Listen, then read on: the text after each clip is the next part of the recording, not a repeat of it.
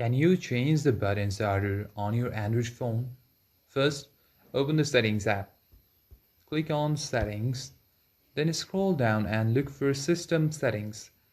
You can click on Software Update. On some devices, you may see Home Screen and Lock Screen or System and Update. Tap on it. Now look for an option called System Navigation, Navigation Mode, or Navigation Settings. If you find it, tap on it and choose between Gesture Navigation or Button Navigation, from which you'll be able to change the button order. However, if you don't see any navigation related option on your device, like mine, that means your current software version may not support changing the navigation button layout, or the setting may have been removed in a recent update. In that case, make sure your phone is updated to the latest software version and check again. If the option is still unavailable, changing the navigation buttons is currently not supported on your device.